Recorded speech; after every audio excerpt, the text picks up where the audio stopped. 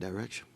I want to turn to Bernie Sanders. We had the first extensive hour with Bernie after the election. I spoke to him Monday night at the Free Library. We played it Tuesday.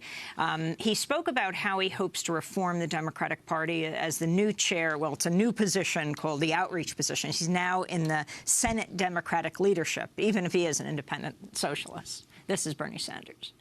The new approach, I think, is to create a 50-state strategy. That means we start playing ball in states that the Democrats have conceded decades ago.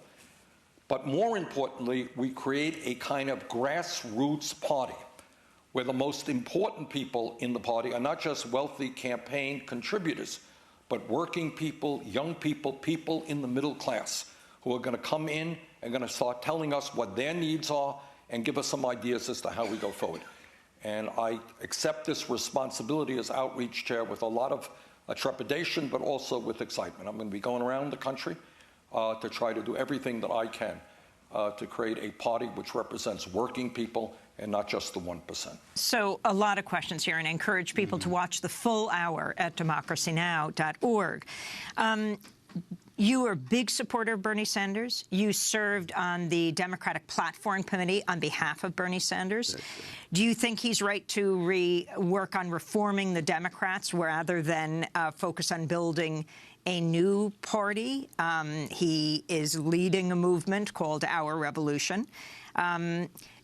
He has said we have to work with Donald Trump in different ways, he says, to the people who supported him.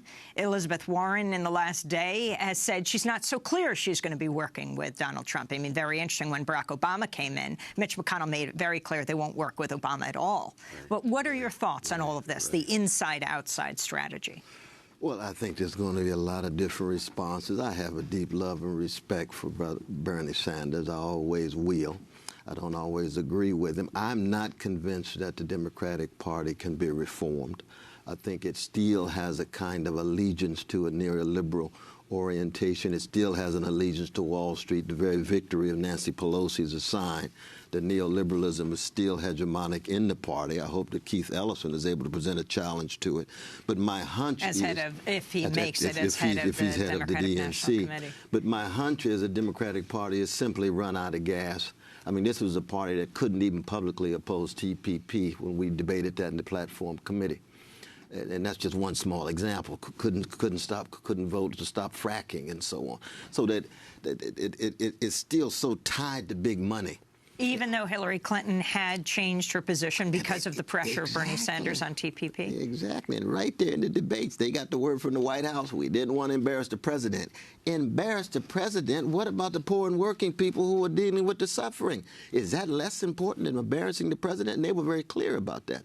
And I pushed and pushed and pushed. Here's somebody that can't even talk about Israeli occupation, honestly. The president uses the language in 2009. They can't use it in the platform. Why? Because they tied to the lobby. They tied to AIPAC. So that when you have those kinds of restraints on you, these albatrosses around your neck, how are you going to be a party for the people? How are you going to be a party for working people, poor people? How are you going to be a party for those brothers and sisters in Yemen who are dealing with U.S.-supported troops and bombs killing them, mediated with the Saudi Arabian government? How are you going to deal with Palestinians dealing with Israeli occupation? How are you going to deal with Africans, expansion of AFRICOM and so forth? There has to be some integrity and moral consistency. And unfortunately, the Democratic Party just strikes me as not being able to meet that challenge. But I'll work with Brother Bernie Sanders and others, both out of love and because I know in his heart he's got a certain deep commitment to working people. But now, even as an independent socialist, he's behaving as a New Deal liberal. What does that mean? That means that he is a democratic socialist is a radical who's critical of the system. A New Deal liberal works within the system and doesn't want to bring massive critique for structural change. And I can understand it because he's inside. But those of us who are outside and free, we're going to tell the truth.